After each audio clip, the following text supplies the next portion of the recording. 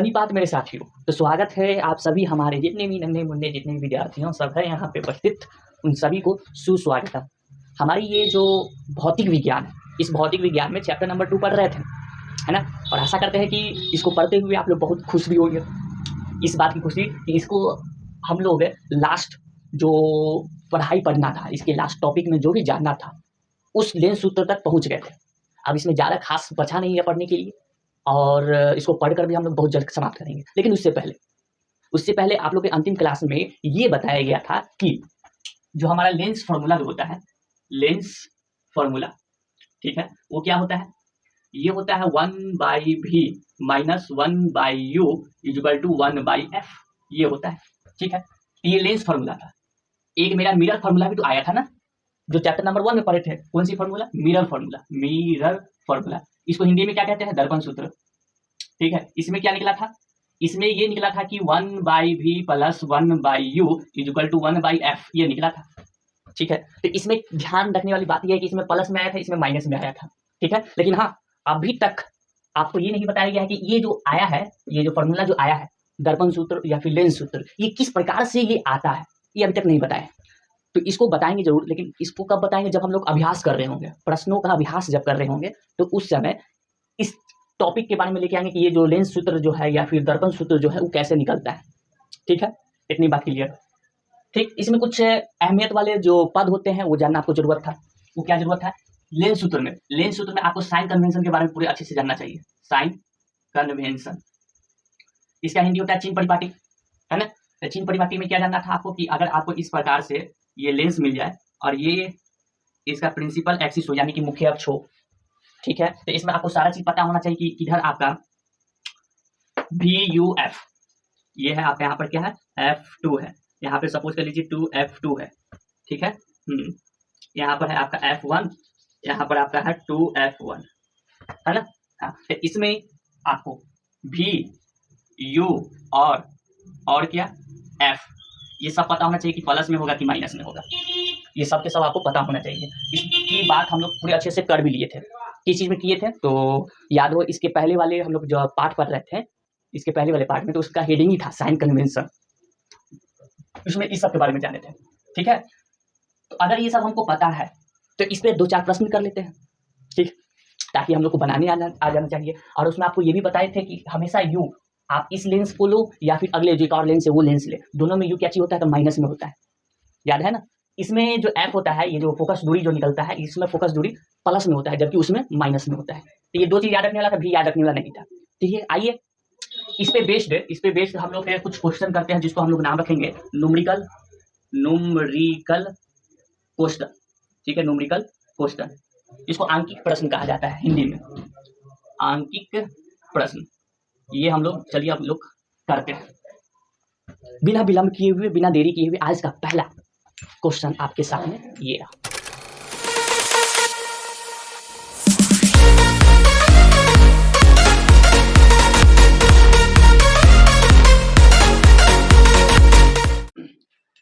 आपके सामने ये प्रश्न दिया गया है ना। ये प्रश्न दिया गया है जिसमें आपको सारी चीज बता दिया गया है, हिंदी में भी बताया है, इंग्लिश में भी बताया है। ये क्वेश्चन जो है, ये एक एग्जाम्पल के तौर पे आपको बता रहे हैं कि इस पे अगर आता है, अगर ये लेंस फार्मूला यानी कि लेंस सूत्र बनाने के लिए अगर मिलता है तो किस प्रकार से बनाएंगे, ये एक उदाहरण है। तो इसको सबसे पहले हम लोग उत्तर जब करने जाएंगे, क्या करने जाएंगे? उत्तर, ठीक है। हाँ, तो इसमें पहले देखिए, उत्तर लेंस कहा गया है, उत्तर लेंस कहा गया था, यानी कि ये मेरा कुछ इस प्रकार से मेरा लेंस बन रहा है। कैसा? ऐसे कर ऐसा, ये लेंस है, इसका एक ऑप्टिकल सेंटर है यानी कि प्रकाशीय केंद्र, जो कि यहाँ पर ये है O दे दिए। बोला गया है कि 30 सेंटीमीटर दूरी पर एक वस्तु का वास्तविक प्रतिबिंब बन रहा है। 30 सेंटीमीटर दूरी पर रखी एक वस्तु, यहाँ से कहीं दूर कहाँ को सपोज कर लीजिए यहाँ पे रखा हुआ है ना, ठीक है। तो यहाँ ये वस्तु की जो दूरी होता है उसको सूचित क्या चीज से करते हैं? आपको बताया गया होगा, यू से सूचित करते हैं। वस्तु की दूरी यू से सूचित करते हैं। कितना सेंटीमीटर है? तो ये आपका यू जो है 30 सेंटीमीटर है, यू जो है 30 सेंटीमीटर है, ठीक है। इसका बोला गया है, साफ तौर में बोला गया कि वास्तविक प्रतिबिंब बनता है। अगर वास्तविक है तो यानी कि उल्टा बनता है, तो उल्टा करने का मतलब इस साइड कहीं उल्टा बन रहा होगा। किस साइड? इस साइड इसकी उल्टा बन रहा होगा। आपको पूरा लेक्चर बता दिए, लेक्चर में पूरा बताया है कि जब भी इधर रहते तो इधर ही ना बनता था बार बार। तो इससे 30 सेंटीमीटर दूरी है, तो ये इधर इसके हिसाब से इधर वास्तविक यानी कि इधर नीचे साइड उल्टा में बन रहा होगा, ठीक है। तो सबसे पहले इसे क्या करते हैं, इससे एक जाता है, क्या जाता है, यहाँ से ये गया एक इधर, ठीक है, यहाँ से होते हुए कहीं फोकस से ये गुजरता है, ठीक है, यहाँ से ये सपोज यहाँ से ये गुजरा, ये क्या है, फोकस है, F2 है, ठीक है, ठीक है। और क्या, और एक और मुझे जरूरत पड़ता है ताकि जहां पर भी इस लाइन को प्रतिच्छेद करे तो मुझे पता चल जाता है कि वहां पे इसका क्या बन रहा होगा, प्रतिबिंब बन रहा होगा। तो एक मुझे पता है कि ऑप्टिकल यानी ओ से जहां से भेजा जाता है तो वो जैसे भेजते हैं वैसे ये एक दूसरे को कट कर देता है। तो ये यहाँ पर क्या किया, कट किया, तो इसका प्रतिबिंब यहाँ मिल रहा है, काफी छोटा में मिल रहा है, ठीक है। आइए उल्टा होगा, काफी छोटा होने के कारण आपको दिखेगा नहीं कि उल्टा है, लेकिन छोटा होगा, छोटा है लेकिन वास्तविक है, रियल। लेंस से 20 सेंटीमीटर की दूरी पर बनता है, तो यहाँ से यहाँ इसकी जो दूरी है, ये जो मेरा प्रतिबिंब मिल रहा है उसको क्या कहते हैं, तो इस दूरी को हम लोग भी कहते हैं, भी के नाम से जानते हैं। कितना सेंटीमीटर का है, 20 सेंटीमीटर का है ना, लिख दिए। तो इसमें निकालना क्या है, लेंस की फोकस दूरी निकालिए, लेंस की फोकस दूरी निकालिए। तो लेंस की फोकस दूरी को एफ से सूचित करते हैं, ये मुझे फाइंड आउट करना है, मतलब कि ये निकालना है, ठीक है। तो ये निकाल सकते हैं, लेकिन हाँ यहाँ पर आपको इस तरीके से समझा जरूर रहा है, लेकिन जो अच्छे विद्यार्थी होते हैं वो कभी भी ऑब्जेक्टिव टाइप क्वेश्चन में ये बनाकर कोशिश नहीं करते हैं कि पहले ई बनाए उसके बाद फिर यू खोजे फिर भी खोजे उसके बाद ये फाइंड करेंगे। ऑब्जेक्टिव टाइप में नहीं, सब्जेक्टिव में है तो बड़े अच्छे से इसको बनाइए, बड़े अच्छे से दिखाइए कि ये दिया हुआ है तो ये खोजना है। लेकिन ऑब्जेक्टिव टाइप में नहीं, ऑब्जेक्टिव टाइप में डायरेक्ट दिमाग लगाना है, क्या क्या दिया हुआ है, वस्तु की दूरी, अच्छा यू से सूचित करते थे, यू बराबर 30 सेंटीमीटर, और मुझे पता है कि दोनों लेंस के लिए यू जो है माइनस में होता है, तो इसके लिए मेरे लिए यहाँ पे इस लेंस के लिए ये माइनस में 30 सेंटीमीटर रखा जाएगा। कहाँ पे, ये माइनस कहाँ रखा जाएगा, तो इसमें ये रखा जाएगा, ठीक है। अब आगे इसमें प्रतिबिंब बोला है ना, कहाँ गया प्रतिबिंब, लेंस से 20 सेंटीमीटर दूरी बनता है, तो ये मुझे पता है भी हो रहा है, ठीक है, ये भी बोलता है, ठीक है। ये जो भी है हम मुझे साफ पता है कि इसमें भी इधर ही बनेगा, इधर ही बनेगा, तो इधर मतलब कि इधर में तो सारा तो पॉजिटिव में होता है, इधर सब पॉजिटिव होता है, और इस पे बन रहा है, ये प्रिंसिपल एक्सिस मुख्य अक्ष पे बन रहा है, तो ये पॉजिटिव की तरफ है, यानी कि प्लस में ही रखाएगा कितना, 20 सेंटीमीटर, ठीक है। अब क्या निकालना है, एफ निकालना है। अब एफ के लिए हम लोग दिमाग नहीं लगाएंगे, प्लस में निकलेगा कि बाई माइनस मिलेगा, बाद में नहीं देखेंगे, पहले ही क्वेश्चन मार्क लगा दिया। तो इसके हिसाब से लेंस सूत्र क्या होता है, 1/v minus 1/u equal to 1/f, ये होता है लेंस सूत्र। जो जो रखा हुआ है वो हम लोग रख लेते हैं। तो 1/v कितना है, 20 है, प्लस में रहने दिए, माइनस 1/u u माइनस में 30 है, तो माइनस में 30 रख दिए इक्वल टू 1/f निकालना है। ये माइनस मिलके प्लस कर देगा, तो 1/20 प्लस 1/30 इक्वल टू 1/f। इस दोनों का एलसीएम लेने आता होगा, आता ही होगा, नहीं आने का सवाल नहीं है। तो ये दोनों का एलसीएम कितना हो गया, 60 हो गया। इसके पारा में 60 3 मरते में प्लस, ठीक है, और इसके पारा में 2 मरते में, तो इधर 2 आ जाएगा इक्वल टू 1/f। 3 और 2 कितना होता है, तो 5 होता है, लिख दीजिए। नीचे कितना है, 60, 1/f, इसे ये कट रहा है कितने टाइम्स में, तो 1 ऊपर और 12 पंचे 60, 12 नीचे, तो 1/f, ठीक है, ठीक है। तो यहाँ पे तुलना की है, 1 की जगह पे 1 आ रहा है, f की जगह पे कितना आ रहा है, 12 आ रहा है, तो इसमें मुझे मिला, क्या मिल रहा है, f is equal to 12 centimetre. Centimetre कैसे लिखे, यहाँ सेंटीमीटर यहाँ सेंटीमीटर, तो ये भी निकलेगा तो सेंटीमीटर में, ठीक है। इसकी फोकस दूरी कितना सेंटीमीटर मिला, 12 सेंटीमीटर। तो ऑब्जेक्टिव टाइप क्वेश्चन में ये बनाने की जरूरत नहीं, इसमें डायरेक्ट हम लोग ये लिखा करेंगे, ठीक है। ये पहला क्वेश्चन था इसीलिए आपको बताया, लेकिन इसके अगली जो बताएंगे वो जो क्वेश्चन जो होगा उसमें डायरेक्ट ये हम लोग दिमाग में सेट करेंगे, इसका फिगर सेट नहीं करेंगे, ठीक है, ठीक है। तो ये इसका निकल गया आपका। तो आपका अगला जो क्वेश्चन है ये है, कैसा क्वेश्चन है, आंकिक क्वेश्चन है, ये मतलब आंकिक प्रश्न है। इसमें हम लोग फिगर नहीं बनाएंगे, डायरेक्ट इसको बिना फिगर बनाए हुए हम लोग डायरेक्ट इसको सोल्यूशन करेंगे, ठीक है। तो इसका कहने का मतलब समझिएगा, क्या कहने का मतलब है कि एक अवतल लेंस है, इस लेंस को आपको जानने के बाद वैसे ही दिमाग में बैठ जाना चाहिए कि इसमें जो भी होता है यू तो माइनस में होगा ही होगा, इसमें एफ भी माइनस में रहता है, और भी इसमें जो भी प्रतिबिंब बनता है वो सारा काल्पनिक बनता है। तो आपको लेंस देखते ही चाहे बोलते ही पता हो जाना चाहिए इसमें यू एफ और भी किस टाइप का निकलने वाला है, ठीक है। तो इसमें हम देख लिए कि अवतल लेंस है, इसमें जाहिर सी बात है इसमें जो भी होगा प्रतिबिंब वो माइनस का होगा, ठीक है। यहाँ पर बोला गया अवतल लेंस से 30 सेंटीमीटर की दूरी पर रखी गई एक वस्तु है, तो वस्तु दूरी को हम लोग किस चीज से सूचित करते हैं, तो वस्तु का दूरी वो सूचित होता है यू से, ठीक है। ये यू दो होता है वो दोनों में माइनस में होता है, माइनस में 30 सेंटीमीटर लिख दिए वस्तु दूरी। वस्तु का प्रतिबिंब लेंस से 20 सेंटीमीटर की दूरी पे बनता है। ये लेंस है अवतल लेंस में काल्पनिक ही बनता है, तो काल्पनिक जो होता है वो सीधा होता है, ठीक है, और सीधा होता है तो इसमें जो भी जो होता है इस तरफ पीछे की तरफ होता है, किस तरफ, पीछे की तरफ, यानी कि इसमें भी जो होगा ये माइनस में होगा 20 सेंटीमीटर। ठीक है, तो इसमें क्या निकालना है, फोकस दूरी निकालना है ना। तो इसमें मुझे पता होना चाहिए कि लेंस सूत्र होता है 1/v माइनस में 1/u is equal to 1/f। ठीक, तो 1/v, v क्या चीज में है, माइनस में, तो माइनस में 20 रख दिए, फिर माइनस 1/u, u क्या चीज में है, माइनस में है 30 रख दिए, इज इक्वल टू 1/, ये निकालना है। ठीक है, ये क्या करना है, निकालना है। अब क्या करते हैं, इसको सॉल्व करते हैं। 1/20 माइनस में माइनस माइनस मिलके plus 1/30 is equal to 1/f। इस दोनों का एलसीएम लेने आता होगा, बिल्कुल, ये दोनों का एलसीएम 60 होता है। अब जब जैसे ही 60 हुआ तो इसके पारे में 3 मरते हैं, तो ये माइनस का 3 प्लस का ये कितना आएगा, 2 आएगा, इज इक्वल टू 1/f। 3 में से 2 जाएगा, माइनस प्लस माइनस होता है, तो 3 में से 2 जाएगा तो बचेगा माइनस का 1 बटा क्या 60 बचेगा, तो इज इक्वल टू 1/f हो जाएगा। ठीक है, जब इसको तुलना करेंगे तो तुलना करने पर एक की जगह पे 1 है, f की जगह पे 60 है, वो भी क्या चीज में, माइनस में, तो f is equal to minus का 60 सेंटीमीटर आ रहा है, यह हो रहा है। तो यहाँ से हमको बात है ना पता चलता है कि f माइनस में आ रहा है, और f बिल्कुल माइनस ही में होता है, किसमें, इस लेंस में, आउटर लेंस में। तो इसका मतलब इसको देखकर हम ये भी जान सकते हैं कि हाँ मेरा बना हुआ सही है, माइनस में आ रहा है तो सही है, अगर प्लस में आता तो गलती हम समझते हैं। तो इसमें कुछ इस प्रकार से तुरंत बन गया, हमको डायग्राम बनाने की जरूरत नहीं पड़ा। तो इस तरीके से पहले ये आपको एकदम पक्का कंठस्थ होना चाहिए कि यू है माइनस में, क्योंकि दोनों में माइनस में होता है। आप सिर्फ और सिर्फ याद क्या रखिए, भी याद रखिए, इधर इसमें भी प्लस में होता है, इसमें भी माइनस में होता है। तो ये दो आपको एग्जाम्पल के तौर पे प्रश्न दिए जो कि समझ में आया होगा। ठीक है, अगर ये समझ में आ गया होगा तो एक टॉपिक है आवर्धन, उस आवर्धन के बारे में हम लोग समझेंगे। ठीक है, ये 2 एग्जाम्पल समझा है, 2 एग्जाम्पल देने के बाद आज हम लोग एक टॉपिक को और खत्म कर लेते हैं, वो है आवर्धन। ठीक है, तो तुरंत हम लोग उस टॉपिक पे पहुंचते हैं, लेट्स गो।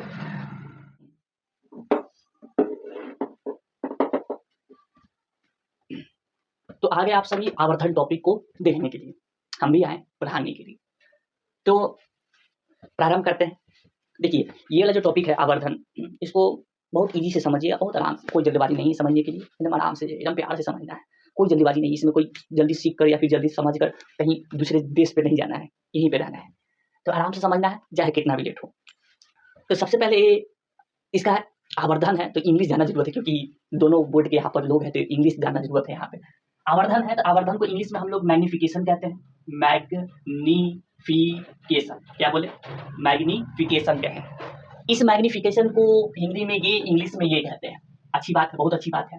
अब देखें, इसका पहला लेटर क्या है, एम है, पहला लेटर एम है, तो इसको हम लोग सूचित करने का तरीका भी बना लेते हैं, है ना। इसका इंग्लिशी में, इंग्लिशी के लेटर से इसका सूचित करने का तरीका बनाएगा, क्योंकि हिंदी के लेटर से क्या, आ से सूचित कीजिएगा बिहार बोर्ड वाले लोग।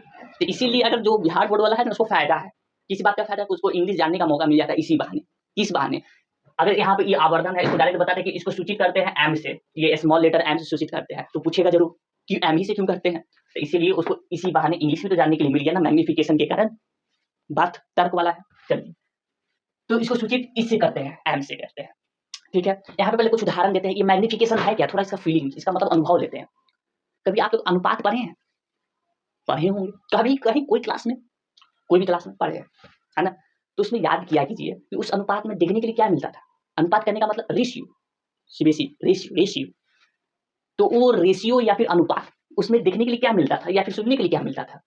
उस अनुपात से मुझे ये पता चलता था कि कोई भी अगर मेरा कीमत है तो उस कीमत उस दूसरे चीज से कितना गुना ज्यादा है या फिर कितना गुना कम है।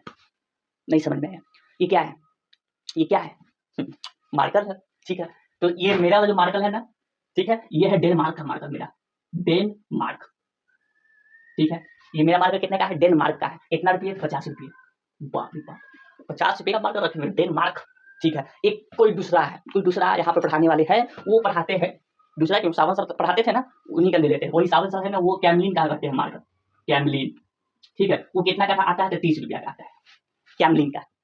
ठीक है, ठीक है, तो इस चीज को थोड़ी देर के लिए इसको बोल लेते हैं कि ये जो है, ये मेरे लिए ये डी है, मतलब इसको सूचित कर दिए डी से, डी बराबर 30। इसको सूचित कर देते हैं क्या चीज से, सी से कर देते हैं। इस दोनों का अनुपात निकालिए। तो अनुपात करने का मतलब क्या, डी इज टू सी निकालना है। डी इज टू सी कहने का मतलब डी ऊपर सी नीचे, तो क्या अनुपात निकलेगा, डी के बराबर, डी की जगह पर लिखाया 50 और सी की जगह पर लिखाया 30।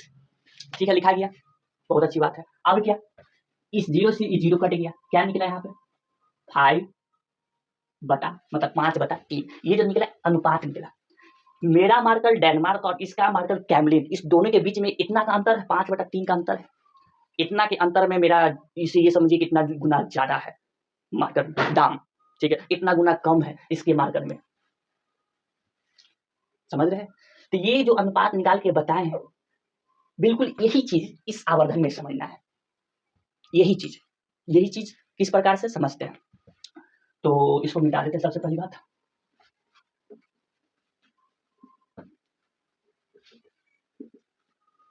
तो इसमें सबसे पहले प्रश्न उठता है इस बात का कि आवर्धन क्या है। तो इसमें क्वेश्चन लिखिएगा कि आवर्धन यानी कि इंग्लिश में मैग्निफिकेशन क्या होता है, ये प्रश्न बना दिए, ठीक है।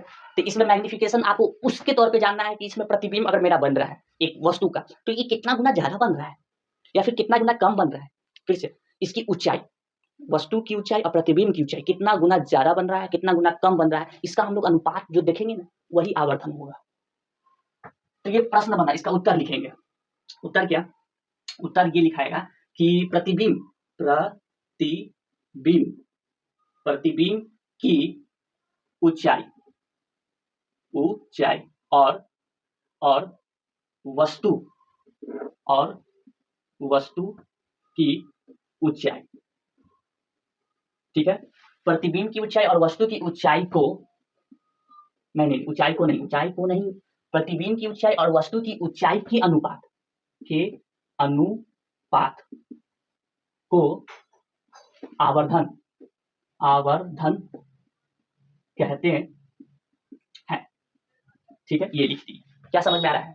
पहली बात तो इसको पहले पढ़ना बहुत जरूरत है, जब तक इसकी परिभाषा को नहीं पढ़ेंगे तब तक इसको समझ में नहीं आने वाला है। प्रतिबिंब की ऊंचाई और वस्तु की ऊंचाई के अनुपात को आवर्धन कहा गया है। ये कहने की क्या कोशिश करता है, तो इसको समझाने के लिए सबसे पहले हम लोग एक डायग्राम का मदद लेते हैं। डायग्राम, ठीक है। तो मेरे पास एक लेंस है, ये वाला लेंस है। इस लेंस का नाम जानते होंगे आप? जानते हैं, ठीक है। ये इसको कुछ कहा जाता है, ठीक है। उसके बाद फिर ये है, इसको भी कुछ कहा जाता है, ठीक है। इसको भी कुछ कहा जाता है, नाम नहीं बताएंगे। यहाँ पर मेरा F2 है और यहाँ पे मेरा 2F2 है, ठीक है, ठीक है। यहाँ से ये गया, हाँ। यहाँ पर मेरा F1 है और यहाँ पर मेरा 2F1 है, ठीक है, ठीक है। इसका मैं ये बना देते हैं, ये चलिए, ठीक है, ये बना दिए। किसी को मन किया तो इस लेंस के पास आकर वो अपना प्रतिबिंब प्राप्त करना चाहता है, ठीक है। उसका मन प्रतिबिंब देखने का है, मेरा मन है कि आवर्धन देख ले, किसी में आवर्धन क्या कहता है, ठीक है। तो उसको खड़ा किए, कहीं यहाँ पे खड़ा कर दिए, ठीक है, ठीक है। तो इसका सबसे पहले यहाँ से ये जाता है समांतर होते हुए मुख्य अक्ष के, ये कहाँ से गुजरता है? इस फोकस से गुजरता है, इस फोकस से इसको यहाँ से गुजार दी, ठीक है, ठीक है। इतनी बात हम आपकी मान लीजिए, ठीक है। ये यहाँ से गुजर गया। दूसरा मुझे चाहिए ना, दूसरा क्या चाहिए कि ये लाइन को कहीं प्रतिच्छेद करे तो उसका प्रतिबिंब वहां मिलता है, ठीक है। तो इसलिए दूसरा यहाँ से इसको गुजार रहे हैं रेखा को। तो इसका एक यहाँ से होते हुए यहाँ पर एक दूसरे को क्या किया? प्रतिच्छेद किया। अच्छा, यानी कि इसका प्रतिबिंब कहाँ मिला? यहाँ मिला, ठीक है। तो इसका मुंडी इस तरह से उल्टा होगा और इसका पैर ऐसे उल्टा होगा, भूत की तरह, ठीक है। इसको डॉटेड लाइन से बनाते हैं, ठीक है। तो इसका मुंडी मतलब इसका इस वस्तु का जो प्रतिबिंब है वो यहाँ मिला है ना, ठीक है। अब आगे मुझे प्रतिबिंब चाहिए, नहीं मुझे आवर्धन चाहिए। इसको प्रतिबिंब अपना मिल गया, अब मुझे जो देखने के लिए मिला वो लिख लेते हैं। तो सबसे पहले एक चीज बताइए, ये वस्तु है, ठीक, वस्तु ही है। तो ये यहाँ से यहाँ तक ये वस्तु की ऊंचाई होगा, यहाँ से यहाँ तक की, है ना, जिसको इंग्लिश में क्या कहते हैं? Height of object. इंग्लिश में इसको कहते हैं हाइट ऑफ ऑब्जेक्ट कहते हैं, ठीक है। हिंदी में इसको क्या कहेंगे? हिंदी में इसको कहेंगे वस्तु की ऊंचाई, वस्तु की ऊंचाई, ठीक है, ठीक है। इसको सूचित करने का कोई तरीका है? तो आपके भारतीय भवन बुक में इसको सूचित करने का तरीका एच लिया है, सिर्फ और सिर्फ एच लिया है, ठीक है। लेकिन हम कभी कभी कंफ्यूज हो जाते हैं कि एच और एच डैश। इसमें कंफ्यूजन होने के कारण इसको अपनी तरफ से, या फिर कोई ऐसा बुक होता है जिसमें इसको एच ओ से सूचित किया जाता है और यही एनसीईआरटी में H1 H2 से डिनोट करता है। लेकिन मेरा मानना है कि इससे इसको सूचित कीजिएगा तो उतना कंफ्यूजन नहीं होगा। एच दिखाता है हाइट को, ओ यहाँ पे ओ जो देख रहे हैं ये ऑब्जेक्ट है ना, ऑब्जेक्ट का पहला लेटर ओ है, तो ये ओ दिखाएगा कि ये वस्तु की ऊंचाई है, ये है वस्तु की ऊंचाई। किस चीज का सूचक है? इस चीज का, वस्तु की ऊंचाई को इस तरीके से सूचित कर दिया। ये कैसे आया? इंग्लिश का जो वर्ड है उससे ये हम लोग ले लिए, तो इसमें तो ये हो गया, इसका प्रतिबिंब यहाँ बना, बिल्कुल। तो इस प्रतिबिंब को क्या कहते हैं? ये प्रतिबिंब का ऊंचाई यहाँ पर बन रहा है ना, यहाँ से यहाँ देखा जाए तो, हाँ।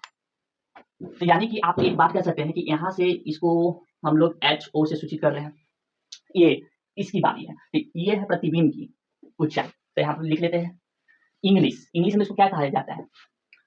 प्रतिबिंब को इंग्लिश में इमेज, ऊंचाई को इंग्लिश में हाइट। बस बना दीजिए, ये क्या चीज है? Height of image, height of image. ठीक है, ठीक है। तो इसका पहला लेटर H ले लेते हैं, ठीक, ले लिए। इसका इमेज का पहला लेटर क्या ले लेते हैं? I ले लेते हैं, ले लिए। तो ये एक सूचित करने का तरीका मेरा बन गया HI, इसका बन गया HO। अच्छा, इसको हिंदी में भी कुछ बोलते हैं, इसको हिंदी में बोलते हैं प्रतिबिंब की ऊंचाई। ठीक है, ये हिंदी और इंग्लिश ये दोनों इसलिए बता रहे हैं क्योंकि मेरे दोनों विद्यार्थी यहाँ पे रहते हैं, इसलिए बता रहे हैं। ठीक है, लेकिन ज्यादा फायदा किसको है? बिहार बोर्ड वाले के लिए, उसको दोनों देखने के लिए मिल गया ना। चलिए, इतनी बात क्लियर। तो यहाँ पे डिनोट करते इस जगह पे, यहाँ पे इसको डिनोट कर देते हैं, ये है मेरा HI है।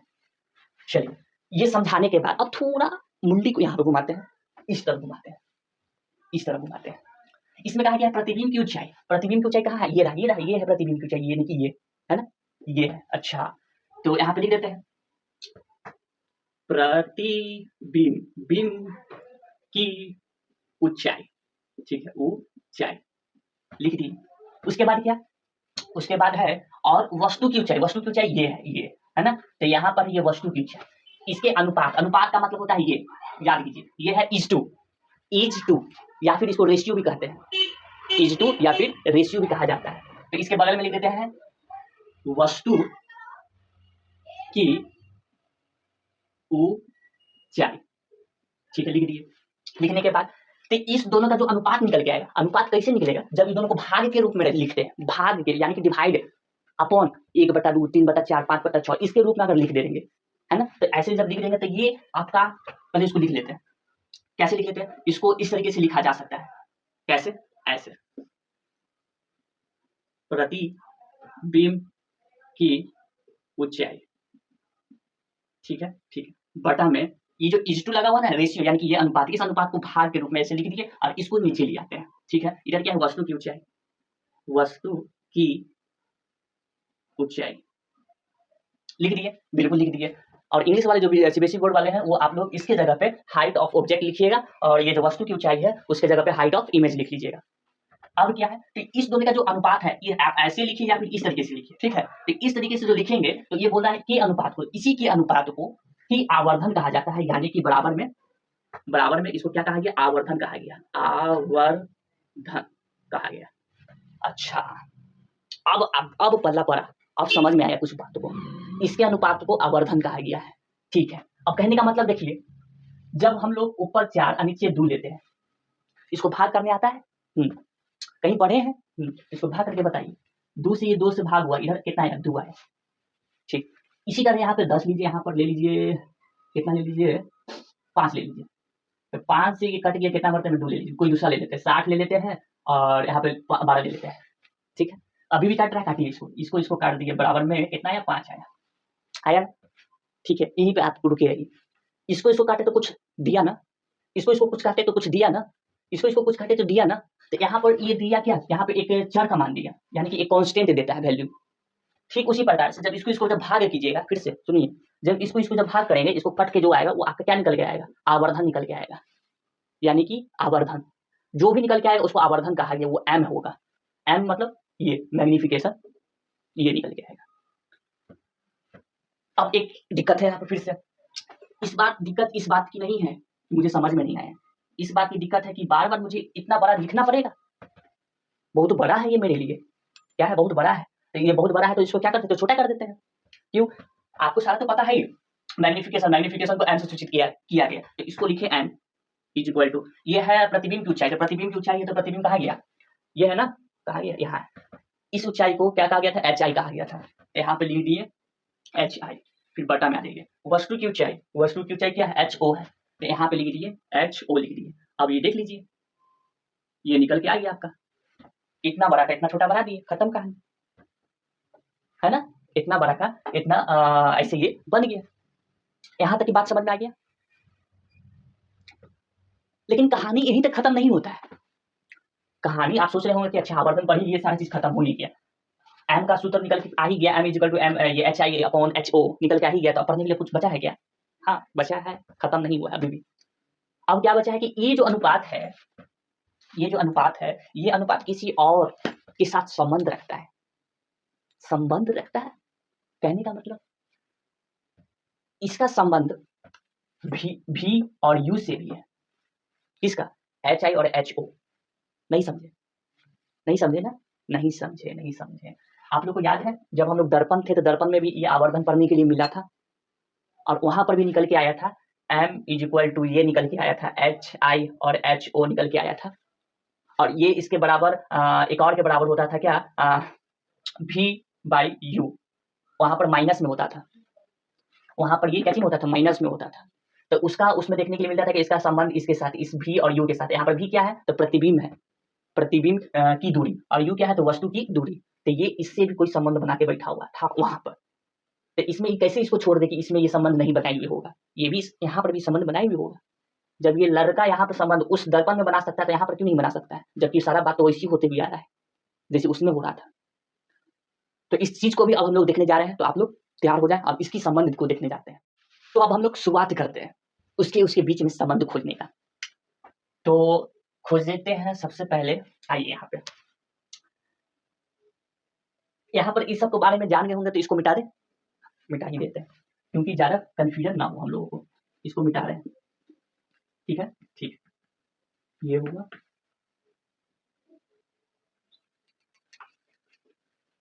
ये हो गया। चलिए, तो सबसे पहले क्या कर लेते हैं? तो सबसे पहले इस बीच वाले को है ना, इसको कुछ नाम रख देते हैं। इसको हरदम तो वो नाम रखते हैं, लेकिन इस बार यहाँ पे इसका नाम एल रख देते हैं। ठीक है, ये एल है, ये जो बीच में बिंदु है। ठीक, ये जहाँ खड़ा है इसको नाम ओ रख देते हैं। ओ ऑब्जेक्ट होता है इसीलिए। ठीक, इसकी यहाँ तक ये जा रहा है, इसकी हाइट जहाँ तक गया, लास्ट जो इसका बिंदु है उसका नाम हम लोग क्या रख देते हैं? ए रख देते हैं। ठीक है, अब इसका प्रतिबिंब यहाँ मिला, इसका प्रतिबिंब यहाँ मिला। ठीक है, प्रतिबिंब को इंग्लिश में इमेज कहते हैं। तो इसका जो सबसे निचला यहाँ पे ये जो पॉइंट होगा, इस पॉइंट को आई नामक दिया है। ठीक है, और इसका जो ऊपर वाला जो हिस्सा है ये ए था, तो इसको कह देते हैं ए डैश कह देते हैं। ए डैश, ए डैश क्या है? कुछ नहीं, पर इसका मुंडी थोड़ा बड़ा होगा नहीं था इसलिए ए डैश कह दिए। ठीक है, ये सब सूचित क्या कर रहे हैं? संबंध निकाल रहे हैं इसका, इसका निकाल रहे हैं इसके साथ, भी और यू के साथ। ठीक है, ठीक है। अब यहाँ पे एक बात बताइए, एक बात क्या बताइए कि आपको यहाँ पे दो त्रिभुज देखना है। कौन सा दो त्रिभुज देखना है? देखेंगे, ये वाला है ना, ऐसे कर कर हाँ यहाँ तक गया, हाँ फिर ऐसे कर कर यहाँ तक गया, ये यहाँ तक। ठीक है, ये ठीक, ठीक है, ठीक है। फिर ये यहाँ से होते हुए ये ऐसे गया, ये ऐसे ये जा रहा है ना यहाँ तक ही, हाँ जा रहा है, समझ रहे हैं? ठीक है, उसके बाद ये जो खड़ा है ना, इस खड़ा को इसको ऐसे ऐसे ही दिखा देते हैं, डंडा से दिखा देते हैं। ठीक, ये जो ऐसे ये गया और ऐसे यहाँ से ये जो आ रहा है इसको ऐसे ये मिला दिए। ठीक है, यहाँ पे दो त्रिभुज बन रहा है ना, ये है ओ, ऊपर वाला था ए, ये बीच वाला जो पॉइंट था इस पॉइंट का नाम रखे हुए हैं एल, इसका ए डैश नाम रखे हुए थे, ये वाला का नाम है आई। यहाँ दो त्रिभुज बना, एक ये और एक ये, यही दो त्रिभुज के लेके चल रहे हैं। ये दो त्रिभुज है मेरे में, इस दो त्रिभुज को लिखे त्रिभुज ए ओ एल, और दूसरा त्रिभुज क्या है? आई ए डैश एल। एक दूसरा त्रिभुज है आई ए डैश एल। ठीक है, ठीक है। अब क्या, अब क्या कि यहाँ पर ये वाला जो कोण है और ये वाला जो कोण है, ये कोण दोनों क्या होगा? आपस में बराबर होगा। ये कोण दोनों में क्या होगा? बराबर होगा ना। किस नियम से? तो वो नियम है vertically opposite angle, vertically opposite angle, ऊर्ध्वाधर समूह कोण के नियम से शायद है। ठीक है, ऊर्ध्वाधर कहा जाता है, ऊर्ध्वाधर कोण के नियम से। हिंदी में एग्जैक्ट अब याद नहीं आ रहा है। ठीक है, तो ये कोण बराबर होता है। जहां आप लोग को याद है ना, इस तरीके से जब भी एक्स बनता था, इसका ये वाला बराबर होता था, तो वही यहाँ पे कर रहे हैं। तो इसको कैसे सूचित करेंगे इस कोण को? तो A L O, angle A L O बराबर होगा दूसरे त्रिभुज में कौन सा? I, angle I L A dash.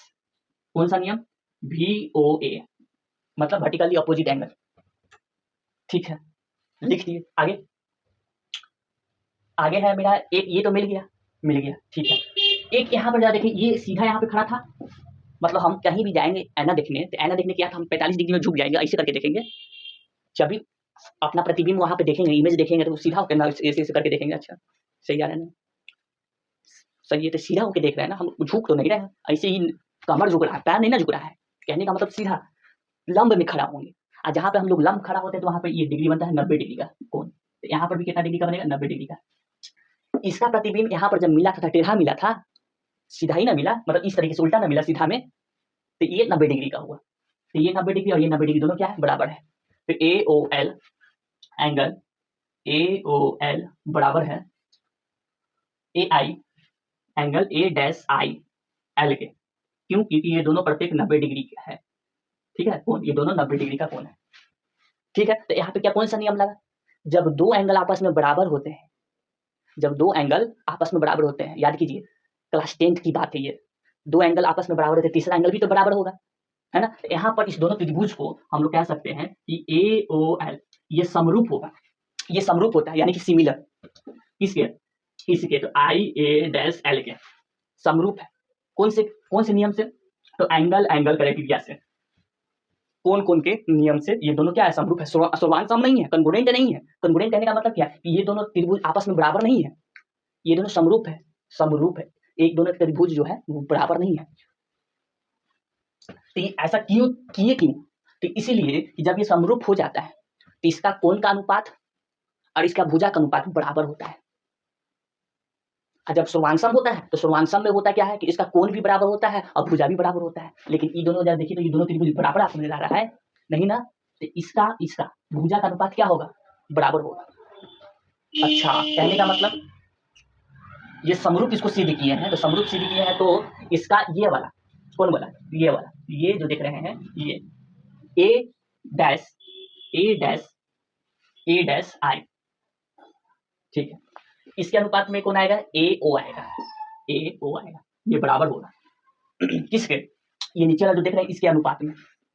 ठीक है, ठीक है, तो ये क्या है, आई से लेकर एल, आई एल, ठीक है, ये किसके अनुपात में होगा, इसके ओ एल के, ओ एल के। ठीक है, यहां तक समझे, इसका अनुपात इसमें आएगा और इसका अनुपात इसमें आएगा, इस पे आएगा। ओके, तो ये हम लोग इसके जरिए ये निकाल लिए। ठीक है, ठीक है, यहाँ तक कि आप लोग को पूरी बात को समझ में आ गया होगा, कैसे क्या हो रहा है नहीं हो रहा है, समझ में आ रहा होगा बिल्कुल।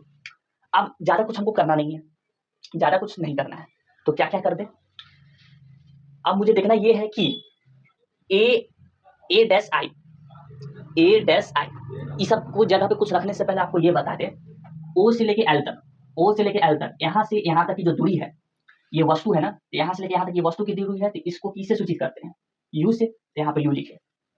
ठीक है, एल से लेके आई तक, एल से लेके आई तक यहाँ पर इसका प्रतिबिंब मिला था, तो यहाँ से यहाँ तक की किसकी दूरी है, तो प्रतिबिंब की है, तो इसको सूचित कर रहा है बी से। ठीक है, अब यहाँ पर देखिए, यहीं पे देखिए, इसको यहाँ ले आते हैं, नहीं यहीं पे रखते हैं, यहीं पे रखते हैं, आई यहीं पे रख देते हैं, ए डैश आई, ए डैश आई कहाँ है, ए dash I, A dash I, ठीक, ए डैश आई ये ऊंचाई आ रहा है। ठीक है, इस ऊंचाई को हम लोग सूचित किए थे सबसे शुरुआती दौर में एच आई से, यहाँ से लेके यहाँ तक कि इसको एच आई कहते हैं, हाइट ऑफ इमेज, तो इसके जगह पे रखें एच आई बटा में रख दिए, ए ओ कहाँ है, ए ओ ये है, इस ऊंचाई को हम लोग नाम रखे थे एच ओ का, तो यहाँ पे रखें हाइट ऑफ ऊर्जा यानी कि एच ओ बराबर बराबर आई एल कहाँ है, तो आई एल देखेंगे, आई यहाँ है, एल यहाँ है, यहाँ से लेके यहाँ तक की दूरी को हम लोग क्या कहे हैं, भी कहे हैं, यहाँ पर रख दिए भी, रख दिए। ठीक, ओ एल ओ से लेके एल तक, यहाँ से लेके यहाँ तक, यहाँ से यहाँ तक क्या कहे, यू कहे हैं, तो यहाँ पर इसके नीचे रख दिए यू। बात समझ में आया, कोई दिक्कत नहीं, कोई दिक्कत नहीं है। अब क्या, इसको यहाँ पर इसको तो डायरेक्ट आप खाली यू भी रखे हैं ना, इसका साइन कहाँ गया, साइन करने का मतलब इसका चिन्ह कहाँ है, आप ये जो यू ये भी लिए चाहे यू लिए, तो ये इधर था तो इधर था, तो ये माइनस प्लस में भी तो हो सकता है ना, तो माइनस प्लस में हो सकता है, तो आप रखे नहीं ना, खाली यू भी रखने जा रहे हैं।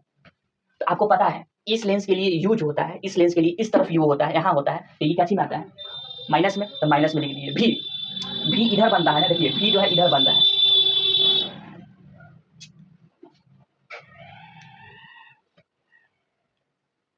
भी यहाँ से इस साइड में बनता है, तो ये किधर धनात्मक पॉजिटिव की तरफ बन रहा है, तो ये इसको रखेंगे क्या, प्लस में भी रखेंगे, प्लस में है ये, ठीक है।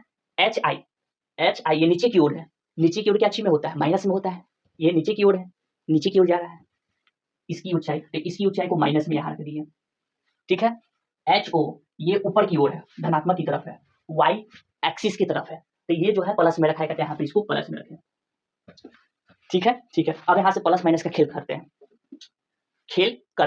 ठीक है, बिल्कुल अच्छी बात है। प्लस माइनस क्या हुआ, माइनस, प्लस माइनस माइनस, तो माइनस में H I H O equal to plus minus, minus में भी अपॉन यू लिख लिए, ठीक है। ये माइनस से ये माइनस क्या हो गया, कट गया, ये माइनस से ये माइनस क्या हो जाएगा, प्लस में बदल जाएगा। तो यहाँ पर आखिरी इसका उत्तर क्या है, आखिरी उत्तर इसका यही आता है कि एच आई का अनुपात ये बराबर होता है भी और यू के अनुपात में, भी और यू के अनुपात में। इसको हम लोग बॉक्स बना दिए, ठीक है, कोई दिक्कत नहीं, कोई दिक्कत नहीं। और एच आई और एच ओ को क्या सूचित कर रहे थे, एम सूचित कर रहे थे। यहाँ से ये निकल के आया क्या कि एम जो है वो बराबर है भी बाई यू के, एम जो बराबर है भी बाई यू के, इस अनुपात के ये बराबर है। कैसे कह दिए, तो ये जो है ये दोनों इसके बराबर था, तो इसको यहाँ पे ला के रख दिए, ठीक है। अब यहाँ से एक और चीज निकाल सकते हैं, ये लड़का इसके भी बराबर आ रहा है, ये लड़का इसके भी बराबर आ रहा है, दो समीकरण से, ये इसके भी बराबर है, ये इसके भी बराबर है, तो कह सकते हैं कि तीनों आपस में क्या होगा, बराबर होगा। तो फाइनल और आखिरी मेरे पास क्या निकल के आया कि H I upon H O equal to V upon U equal to M, और ये जो निकल के आया मेरा आखिरी फाइनल इसका परिमाण निकल के आ गया। तो ये था इसमें पूरी कहानी, कुछ इस प्रकार से इस चीज का संबंध भी पता कर लिए कि इसका संबंध इससे भी जुड़ा हुआ है। कुछ चीज का भी हो सकता है, भाई बहन सखा बंधु सखी, किसी चीज का भी हो सकता है, लेकिन इसका संबंध हम लोग निकाल तो लिए कि ये इससे संबंध रखा हुआ है लेकिन बाद में क्या पता चला कि ये तो दोनों के साथ संबंध रखे हुए हैं, ये इसके साथ पहले से संबंध था ही, इसका संबंध इसके जरिए निकाल रहे थे, तो फिर बाद में पता चला अच्छा ये तो रखा हुआ है ही संबंध, एम भी रखे हुए इसके साथ, तो लो तीनों आपस में दोस्त भाई बहन लो निकल गए, तीनों आपस में संबंध ही बनाए हुए हैं। तो इस तरीके से पूरी बात को खत्म कर देंगे आप लोग देख सकते हैं, आप लोग को समझ में भी आया होगा।